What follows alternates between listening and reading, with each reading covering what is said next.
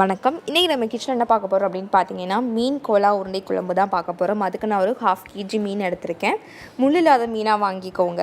இப்போ எப்படி செய்யலாம் பார்க்கலாம் வாங்க. இப்போ ஒரு கடாயில் நான் தண்ணீர் ஊற்றி வச்சுருக்கேன். தண்ணீர் நல்லா ஹீட் ஆகணும். தண்ணீரோட அளவு எவ்வளோ அப்படின்னா, மீன் மூழ்கிற அளவுக்கு இருந்தால் போதும். ரொம்ப தண்ணீர் வேணாம், கரெக்டாக மீன் மூழ்கிற அளவுக்கு இருந்தால் போதும். இப்போ நம்ம மீன் ஆட் பண்ணிடலாம்.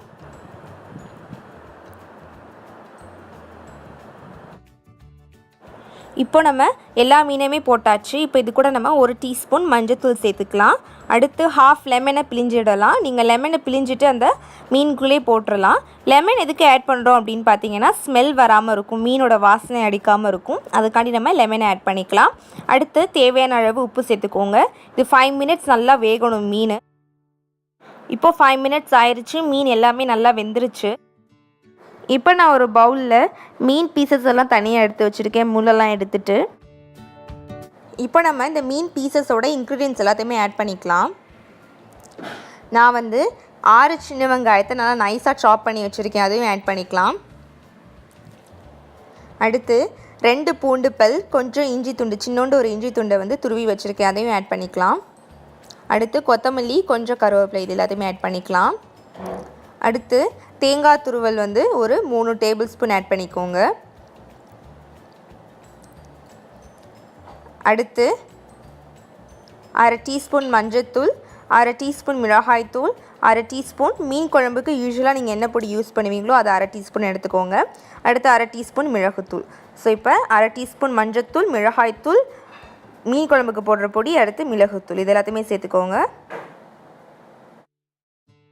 இப்போ உங்களுக்கு தேவையான அளவு நீங்கள் உப்பு சேர்த்துக்கோங்க. அடுத்து அரிசி மாவு ஆட் பண்ணுறேன். அரிசி மாவு 1 ஸ்பூன் ஆட் பண்ணுறேன். அரிசி மாவு எதுக்கு ஆட் பண்ணுறேன் அப்படின்னா, அந்த கிறிஸ்பினஸ்காண்டி தான். இப்போ நான் இது கூட 3 ஸ்பூன் பொட்டுக்கடலை, 5 முந்திரி போட்டு மிக்சியில் அரைச்சி வச்சுருக்கேன் நைஸாக. அதை நான் ஆட் பண்ணிக்கிறேன், பவுடர் மாதிரி அரைச்சி வச்சுருக்கேன். அதில் நான் ஒரு 2 ஸ்பூன் ஆட் பண்ணிக்கிறேன். இப்போ இது எல்லாத்தையுமே நம்ம நல்லா மிக்ஸ் பண்ணிடலாம். இப்போ நம்ம இந்த மீன் பீசஸோட எல்லாத்தையுமே நல்லா மிக்ஸ் பண்ணியாச்சு. இப்போ நான் எல்லாத்தையுமே குட்டி குட்டி பால் ஷேப்புக்கு உருட்டி வச்சுட்டேன். உங்களுக்கு ஒரு வேளை உருட்ட வரல அப்படின்னா நான் சொன்னேன் பாருங்கள், பொட்டுக்கடலையும் முந்திரியும் போட்டு அரைச்ச பவுடர், அது கூட 1 ஸ்பூன் ஆட் பண்ணிக்கோங்க.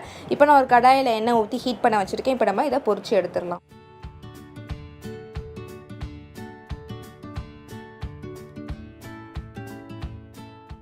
எப்போவும் சொல்கிறது தான், எப்போயுமே எண்ணெயை யூஸ் பண்ணிங்க அப்படின்னா நீங்கள் ரீயூஸ் பண்ண வேணாம், அதை கீழே ஊற்றிடுங்க. இப்போ நம்ம ஒரு வாட்டி திருப்பி விட்டுறலாம். இப்போ இது நல்லா ப்ரௌன் கலரில் வந்துருச்சு. இதை இப்போ நம்ம எடுத்துடலாம். இப்போ ஒரு கடாய் எடுத்துக்கோங்க. அதில் 2 ஸ்பூன் நல்லெண்ணெய் ஆட் பண்ணிக்கோங்க. இப்போது எண்ணெய் ஹீட் ஆயிடுச்சு. நம்ம 1/2 ஸ்பூன் வெந்தயம் ஆட் பண்ணிக்கலாம்.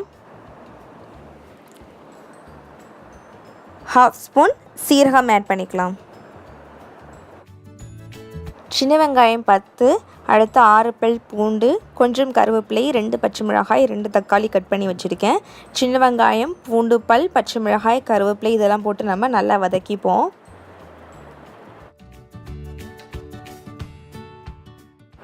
ரெண்டு தக்காளியுமே ஆட் பண்ணிக்கலாம். ஆட் பண்ணிவிட்டு அதையும் நல்லா வதக்கிப்போம். நம்ம தக்காளியையும் இப்போ நான் 2 ஸ்பூன் மீன் குழம்பு மசாலா ஆட் பண்ணிக்கிறேன். யூஸ்வலாக நீங்கள் எந்த மீன் குழம்பு மசாலா ஆட் பண்ணுவீங்களோ அதே ஆட் பண்ணிக்கோங்க.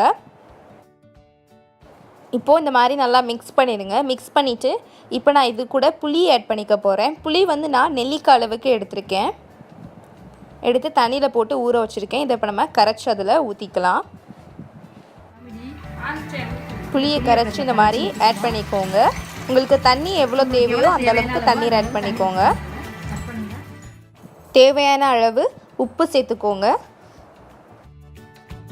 இப்போ நம்ம இதை ஒரு 5 மினிட்ஸ்க்கு நம்ம இதை மூடி வச்சிடலாம். இப்போது 5 மினிட்ஸ் ஆயிடுச்சு. நம்ம ஓப்பன் பண்ணலாம். பாருங்கள், மசாலா எல்லாமே நல்லா கொதிச்சு வருது பாருங்கள். இப்போ நம்ம இதில் நம்ம மிக்ஸ் பண்ணி வச்சுருந்தோம்ல மாவு, கோலா உருண்டை பொரிக்கிறதுக்கு, அதுலேருந்து கொஞ்சம் எடுத்து இந்த மாதிரி குழம்புல ஆட் பண்ணிக்கோங்க. ஆட் பண்ணிவிட்டு அதை நல்லா மிக்ஸ் பண்ணி விடுங்க. ஒரு 5 மினிட்ஸ் அதுவும் நல்லா கொதிக்கட்டும். இப்போ 5 மினிட்ஸ் நல்லா கொதிச்சிருச்சு. நம்ம இது கூட மீன் கோலா உருண்டையை ஆட் பண்ணிக்கலாம். ஒரு 5 மினிட்ஸ் இதுக்கப்புறம் கொதிச்சிருச்சு அப்படின்னா நமக்கு மீன் கோலா உருண்டை குழம்பு ரெடி ஆயிரும். எல்லாத்தையுமே நம்ம இதில் ஆட் பண்ணிடலாம். இன்னும் 5 மினிட்ஸ் இது கொதிக்கணும். கொதிச்ச பிறகு நமக்கு மீன் கோலா உருண்டை குழம்பு ரெடி ஆயிரும். இப்போது 5 மினிட்ஸ் ஆயிடுச்சு, நமக்கு ரெடி ஆயிடுச்சு. பாருங்கள், நம்ம ஊற்றின எண்ணெய் எல்லாமே மேலே திரண்டு நிற்குது பாருங்கள். இந்த ஸ்டேஜில் நீங்கள் அடுப்பை ஆஃப் பண்ணிடலாம். நமக்கு மீன் கோலா உருண்டை குழம்பு ரெடி ஆயிடுச்சு. ரொம்ப சிம்பிள் அண்ட் ஈஸியாக.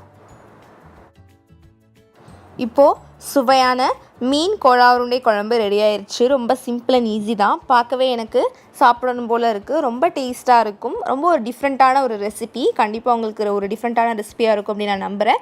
இதே மாதிரி நம்ம சேனலில் நான் நிறைய மீன் வகைகள் போட்டிருக்கேன். அதெல்லாம் நீங்கள் மறந்துடாமல் பாருங்கள். நான் டிஸ்கிரிப்ஷனில் லிங்க்கில் கொடுக்குறேன். அது மட்டும் இல்லை, நான் பீட்ரூட் கோலா உருண்டைன்னு போட்டிருக்கேன். அதையும் கண்டிப்பாக உங்களுக்கு நான் டிஸ்கிரிப்ஷன் லிங்க்கில் கொடுக்குறேன். அதையும் போய் மறந்துடாமல் பாருங்கள்.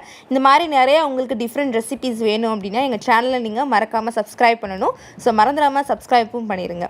நன்றி.